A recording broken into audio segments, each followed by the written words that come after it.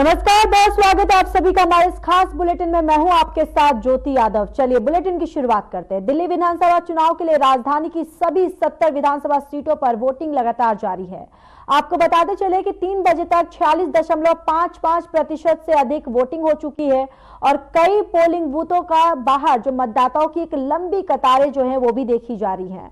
आपको बताते चले कि दिल्ली में शाम 6 बजे तक वोट डाले जाएंगे। दिल्ली चुनाव में इस बार सत्तारूढ़ आम आदमी पार्टी के अलावा बीजेपी और कांग्रेस समेत 29 दल हिस्सा ले रहे हैं। इसके साथ ही कुल 699 उम्मीदवार चुनावी मैदान में अपनी किस्मत आजमा रहे हैं, जिनमें 96 महिलाएं शामिल हैं। दिल्ली की चीफ इलेक्शन ऑफिसर के अनुसार सभी 13,766 मतदान केंद्रों पर 1.56 करोड़ वोटर अपने मताधिकार का इस्तेमाल करेंगे।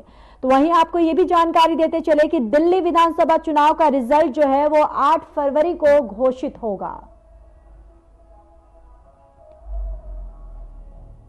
तो देखिए, दिल्ली विधानसभा चुनाव जो है 2025 आज वोटिंग प्रक्रिया जो है वो जारी है और शाम 6 बजे तक वोटिंग प्रक्रिया जारी रहेगी। वोट्स डाले जाएंगे और ये 4 तस्वीरें आप तक साझा करें। देखिए, 4 तस्वीरें आप तक साझा करें। यहाँ पर वोटिंग लगातार यहाँ पर जारी है। लोग जो है यहाँ पर आ रहे हैं और अपने मताधिकार का इस्तेमाल करते हुए भी नजर आ रहे हैं। तो बड़ा एक्साइटमेंट था कि वोट डालने जाना है, तो वो पूरा अपना एफर्ट्स लगा के आज वोट डालने के लिए आए हैं। मैं दिल्ली के सभी लोगों से भी विनती करना चाहूँगा कि सब लोग वोट डालने के लिए निकलें, अपने अपने वोट का अधिकार इस्तेमाल करें। अच्छे स्कूल बनाने के लिए, अच्छे मोहल्ला क्लिनिक बनाने के लिए, अच्छा इलाज के लिए, अस्पतालों के लिए, दिल्ली के विकास के लिए वोट डालें सब लोग। ऐसा मेरी सब लोगों से विनती है। आश्वस्त है चौथी बार क्या आम आदमी पार्टी की सरकार दिल्ली में बनने जा रही है? जाहिर तौर पे जो काम करेंगे उन्हीं को जनता वोट देगी। व्यवस्था बहुत अच्छी थी, वॉशरूम क्लीन है, सारी सुविधाएं अच्छी दे रखी हैं, आराम से सारा वोटिंग वगैरह हो रहा है, प्रोसेस शांति से एकदम सब कुछ बढ़िया है। अच्छा, कहाँ वोट डालने के लिए आए हैं आप? ये मुंडका विधानसभा के लिए। तो कहाँ पे हो रही है? ये दिल्ली नगर निगम के स्कूल में। तो अनुभव कैसा रहा आपका? अनुभव बहुत अच्छा रहा।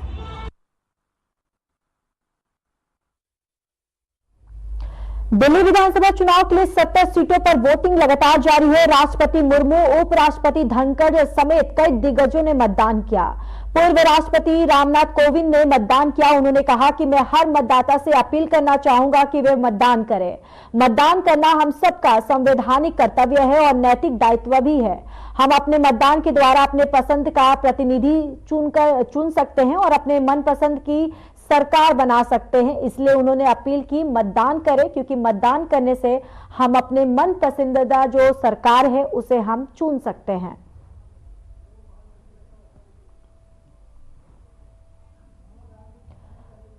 तो देखिए, दिल्ली की 70 विधानसभा सीटों पर वोटिंग जारी है और शाम 6 बजे तक ये वोटिंग प्रक्रिया जो है वो जारी रहेगी। और देखिए, ये तस्वीरें भी आप तक हम साझा करें, जहां पर द्रौपदी मुर्मू यहां पर पहुंची हैं, राहुल गांधी पहुंचे हैं और यहां पर तमाम जो बड़े जो दिग्गज नेता जो हैं यहाँ पर अपने मताधिकार का इस्तेमाल करते हुए वो नजर आ रहे हैं। और साथ ही साथ वो आम जनता से भी ये अपील कर रहे हैं कि बढ़ चढ़कर इस पावन पर्व में हिस्सा लें और बढ़ चढ़कर अपने मताधिकार का यहाँ पर इस्तेमाल करें और वोट करें, ताकि आप अपने मन पसंदीदा सरकार जो चुन सके। और ये तस्वीरें देखिए लगातार आप तक साझा कर रहे हैं।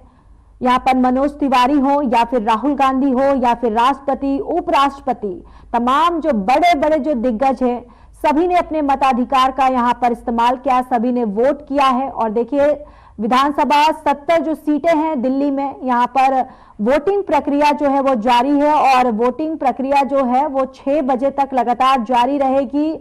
और यहाँ पर तमाम लोग जो है अपने घरों से निकल रहे हैं और यहाँ पर वोटिंग भी कर रहे हैं।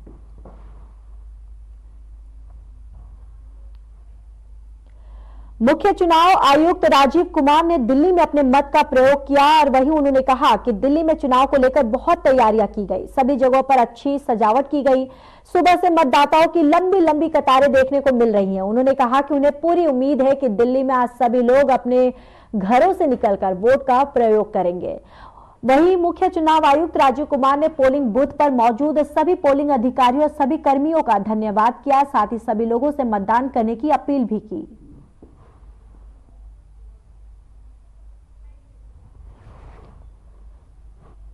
तो देखिए, इलेक्शन कमीशन के जो मुख्य चुनाव आयुक्त जो हैं यहां पर, वो भी यहां पर पहुंचे हैं और अपने मताधिकार का यहां पर वो भी इस्तेमाल करते हुए नजर आ रहे हैं, वोट डालते हुए नजर आ रहे हैं। और इसके साथ ही साथ उन्होंने दिल्ली में किस तरीके की जो वोटिंग को लेकर आज सजावटें की गई, जो तैयारियां की गई, उसको लेकर भी उन्होंने यहां पर अपनी बातें रखी। उन्होंने कहा कि दिल्ली में चुनाव को लेकर काफी तैयारियां जो है वो की गई थी, हर पोलिंग बूथ को एक अच्छे ढंग से यहां पर सजावट किया गया था वहां, और साथ ही साथ उन्होंने यहां पर वोटिंग भी की और उन्होंने लोगों से भी अपील की कि आए और अपना वोट करें। दिल्ली विधानसभा चुनाव के लिए 70 सीटों पर वोटिंग लगातार जारी है। इन चुनाव में राष्ट्रपति मुर्मू, उपराष्ट्रपति धनखड़ समेत कई दिग्गजों ने मतदान किया। तो वहीं आपके राष्ट्रीय संयोजक और नई दिल्ली विधानसभा सीट से उम्मीदवार अरविंद केजरीवाल अपने परिवार संग वोट डाले और इस दौरान उनके साथ उनके माता पिता भी पहुंचे थे। पत्नी सुनीता केजरीवाल ने कहा कि दिल्ली के लोग बहुत समझदार हैं।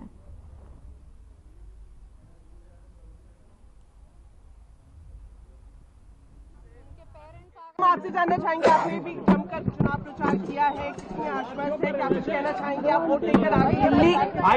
दिल्ली के लोग बहुत समझदार हैं, बहुत समझदार हैं, उन पर पूरा विश्वास है और वो गुंडागर्दी नहीं बर्दाश्त करते। तो पूरा विश्वास है दिल्ली के लोग सही चुनाव करेंगे।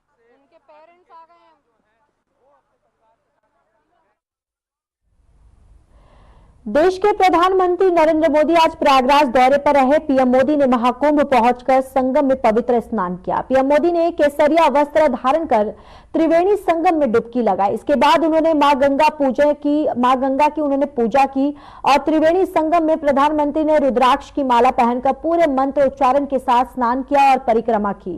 पीएम मोदी के आगमन को लेकर अरैल क्षेत्र में खास अलर्ट जारी किया गया। 5 सेक्टर मजिस्ट्रेटों की तैनाती की गई और वहीं संगम तट पर श्रद्धालुओं का जन सैलाब होने के कारण प्रधानमंत्री हनुमान मंदिर अक्षय वट दर्शन किए बिना ही लौट गए।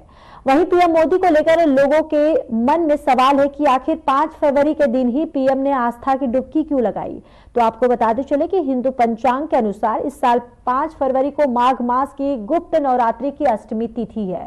इस दिन का धार्मिक महत्व अत्यंत विशेष माना जाता है क्योंकि इसे ध्यान, तप और साधना के लिए अत्यंत शुभ तिथि माना गया है। मान्यता है कि जो व्यक्ति इस दिन पवित्र नदी में स्नान करता है और साधना करता है, उसकी सभी मनोकामनाएं पूरी होती हैं।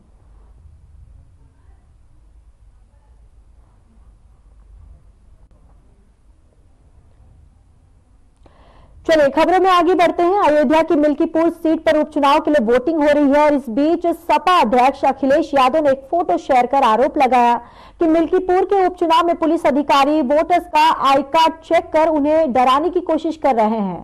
सपा चीफ अखिलेश ने एक्स पर एक ऑडियो शेयर किया जिसमें उन्होंने लिखा कि ये पीठासीन अधिकारियों की सच्चाई का स्टिंग ऑपरेशन है जो सत्ताधारी के लिए फर्जी वोटिंग का टारगेट पूरा कर रहे हैं। उन्होंने चुनाव रद्द करने की मांग की और अखिलेश ने कहा कि इन्हें प्रथम दृष्टया ऑडियो सबूतों के आधार पर निलंबित किया जाए और फिर उचित न्यायिक कार्रवाई के बाद बर्खास्त करें।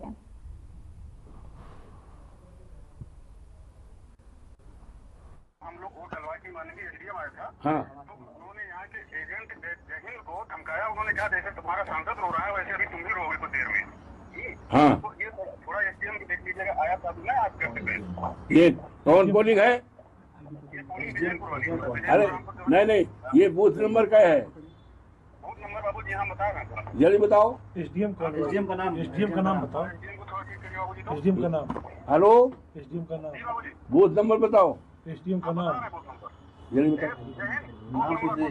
एसडीएम का नाम, एसडीएम का नाम क्या है? एसडीएम का नाम क्या है? 412। एसडीएम का नाम क्या है? एसडीएम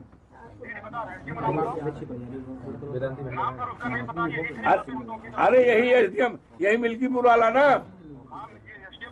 हाँ राजू रतन ये अरे ठीक ठीक करेंगे, ठीक है। ये बूथ नंबर क्या है?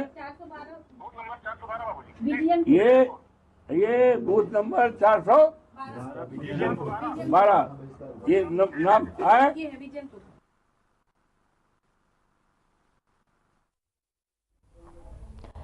तो वहीं अयोध्या राम मंदिर में रामलला दर्शन के समय में एक बार फिर बदलाव किया गया। राम मंदिर ट्रस्ट ने 6 फरवरी से मंदिर के समय में बदलाव की घोषणा की है। बताते चले कि मंदिर 6 फरवरी से सुबह 6 बजे से रात 9 बजे तक खुलेगा।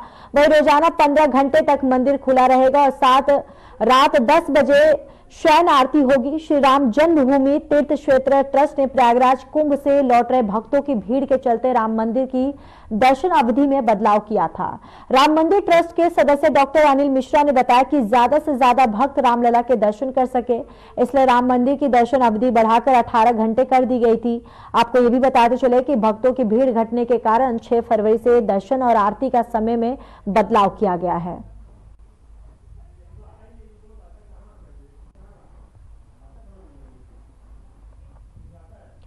जम्मू कश्मीर के मुख्यमंत्री उमर अब्दुल्ला ने 38वें राष्ट्रीय खेलों में जम्मू कश्मीर का प्रतिनिधित्व करने वाली वुशु टीम से सचिवालय में मुलाकात की और इस दौरान खेलों में टीम के प्रदर्शन और भविष्य में होने वाली चैंपियनशिप के बारे में बताया। बताते चले कि राष्ट्रीय खेलों में जम्मू कश्मीर की वुशु टीम ने 7 पदक जीते। इनमें से 2 गोल्ड और 1 सिल्वर और 4 ब्रॉन्ज मेडल शामिल है और वुशु के पुरुष सांडा प्रतियोगिता में टीम ने दूसरा स्थान प्राप्त किया। तो वहीं सूर्य भानु प्रताप और मोहम्मद कामरान ने गोल्ड मेडल, जबकि आयरा चिश्ती ने सिल्वर और अर्जुन शर्मा, रोहन, ईशांत सिंह और सलीम कुमार ने ब्रॉन्ज मेडल जीता है। इस मौके पर द्रोणाचार्य अवार्ड विजेता कोच कुलदीप सिंह हांडू भी मौजूद रहे।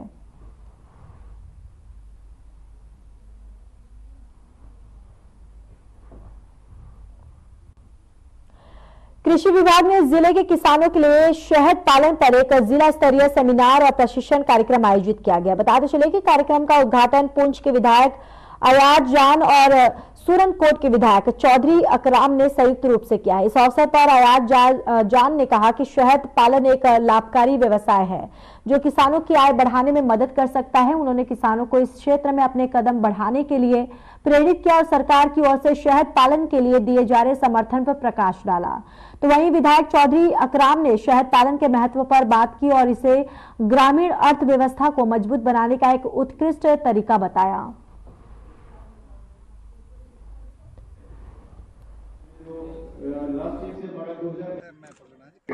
इस प्रोग्राम में जो हमारे चीफ साहब हैं राकेश साहब, इनको मुबारकबाद देता हूं कि इस दूर दराज बॉर्डर फार फ्लंग एरिया में ये कोशिश कर रहे हैं, मेहनत कर रहे हैं कि लोगों को फायदा हो।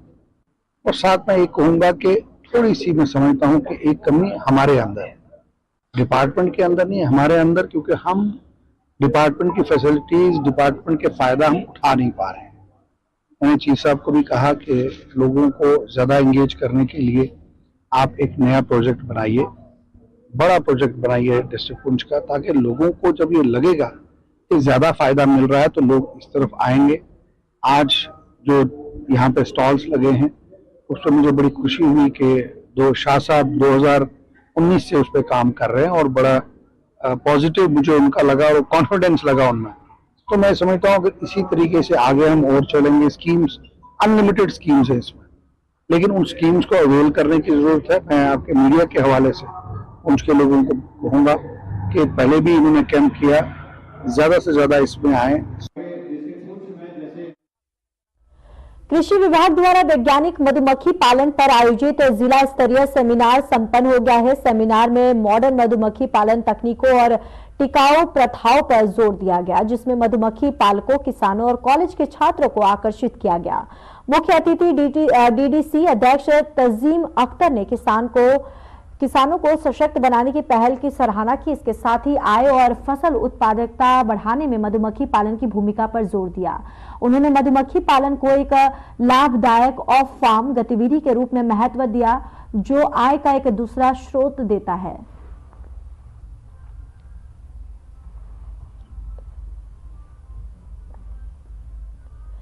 राजौरी जिले के बदहाल गांव में रहस्यमय बीमारी के कारण बीमार पड़ने के बाद सरकारी मेडिकल कॉलेज अस्पताल में भर्ती कराए गए मरीज पूरी तरह से ठीक हो गए हैं और उन्हें निगरानी के लिए वार्डों में स्थानांतरित कर दिया गया है।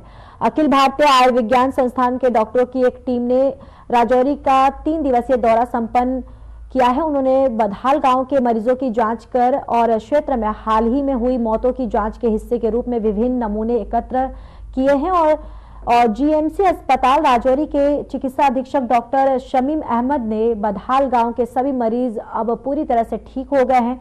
आज उन्हें उपचार वार्ड से अस्पताल के सामान्य अवलोकन क्षेत्र में स्थानांतरित कर दिया गया है, यानी कि शिफ्ट कर दिया गया है।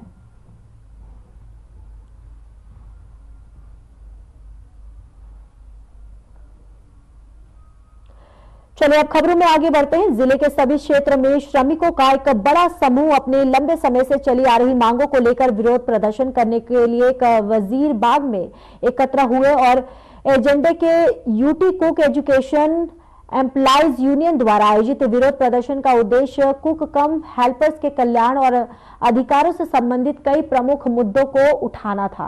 कर्मचारी जो छात्रों को भोजन प्रदान करके शिक्षा प्रणाली का समर्थन करने में महत्वपूर्ण भूमिका निभाते हैं, अब वेतन में वृद्धि की मांग कर रहे हैं।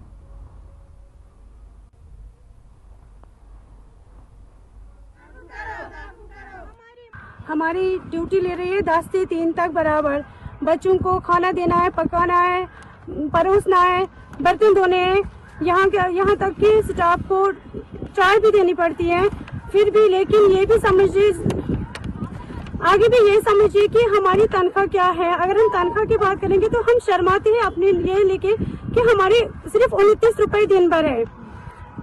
कम से कम सब अगर हम घर में लेबर लेके आएंगे तो 700-600 उनको देते हैं। हम जब जाते हैं अपने बच्चों को छोड़ के दूसरों के बच्चों को केयर करने के लिए तो वहाँ पे हमें कुछ भी नहीं मिलता है। 30 रुपए मिलते हैं सिर्फ, वो भी नहीं मिलते हैं, महीने में वो भी नहीं मिलता है। पता नहीं हमें महीने का कितना है।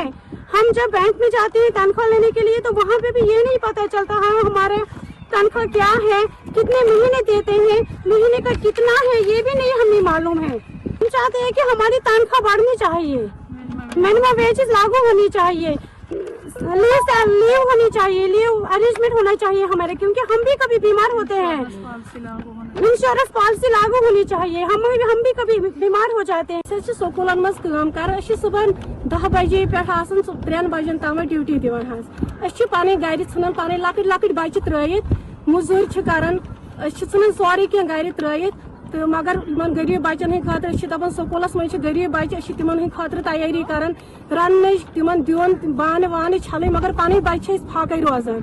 मगर गवर्नमेंटस इंसाफ कह कि हाँ अस इंसान अस बच्चे तिमन तोस कह मतलब अस गर नीन कह 29 रपे दोहस दिवान मगर सह तिम दिवान कह सकीना ईतुजी और गुजारिश रिक्वेस्ट कर मेहरबानी तो मेहरबानी कर उम्मीद अन पन लीडर पन मिनिस्टर यान पे टेंशन परवाह कहें मगर अस बासान सोरे डर इलेक्शन ब्रोट कम वाद मगर कह वाद न गो पूर तुम सोचो गरीबन से करो इंसाफ क्या नाइंसाफी गसन। ये शर्म की बात है, शर्म की बात है कि हम औरतों के साथ हम कुछ के साथ नाइंसाफी हो रही है। पूरी करो हमारी मांगे, पूरी करो हमारी मांगे। एकजुटता और शांतिपूर्ण विरोध के एक शक्तिशाली प्रदर्शन में कश्मीर घाटी के विभिन्न जिलों के सैकड़ों लोग एकत्र हुए। बताते चले कि एकत्र हुए लोगों ने कुलगाम के बेहीबाग गांव में हुए आतंकवादी हमले की निंदा में कैंडल लाइट मार्च में भाग लिया। आपको ये भी बताते चले कि कैंडल लाइट मार्च दुखद हमले में एक पूर्व सैनिक की मौत और उसकी पत्नी और भतीजी घायल होने पर निकाली गई। इस हमले ने पूरे समुदाय को झकझोर कर रख दिया है और ये लगातार न्याय की मांग कर रहे हैं और अपने दुख और आक्रोश में एकजुट होकर मार्च करने वालों में उस हिंसा और आतंकवाद को खत्म करने का आह्वान किया जिसने क्षेत्र की शांति और सुरक्षा को बाधित करना जारी रखा है। वहीं पूर्व सैन्य कर्मी और उनके परिवार को निशाना बनाकर किए गए हमले की सभी क्षेत्रों के लोगों द्वारा व्यापक रूप से निंदा की जा रही है, जो शांति और न्याय की मांग पर जोर दे रहे हैं। जिन्होंने हिंदुस्तान के लिए, अपने वतन के लिए कुर्बानी दी है, हम उनको अपनी कॉन्स्टिट्यूंसी की तरफ से, अपने पुलवामा की तरफ से श्रद्धांजलि पेश करते हैं। और हम हमेशा हम उन और भारतीय जनता पार्टी, हमारे प्रधानमंत्री, देश के प्रधानमंत्री श्री नरेंद्र मोदी जी यही आवाज हमेशा उठा रहे हैं कि अमन होना चाहिए। ये अमन तब मुमकिन है जब यह दहशतगर्दी खत्म हो जाए। डीएफओ शमा रूही ने संभावित जंगल की आग के बारे में विभाग की बढ़ी हुई सतर्कता और तैयारियों पर जोर दिया। ये कुछ दिन पहले एनडीएमए द्वारा जारी पूर्वानुमान के जवाब में आया है, जिसमें क्षेत्र में जंगल की आग के बढ़ते खतरे की चेतावनी दी गई। शमा रूही ने कहा कि हम स्थिति पर करीबी से नजर रखे हुए हैं और किसी भी अप्रिय घटना को रोकने के लिए सभी जरूरी सावधानियां बरती जा रही है। हमारी टीमें हाई अलर्ट पर है और हम अपने जंगलों की सुरक्षा सुनिश्चित करने के लिए लगातार काम कर रहे हैं। हमारा लक्ष्य पहलगाम क्षेत्र में सतत विकास को बढ़ावा देना है और ये सुनिश्चित करना है कि पर्यावरण संरक्षण सबसे आगे रहे।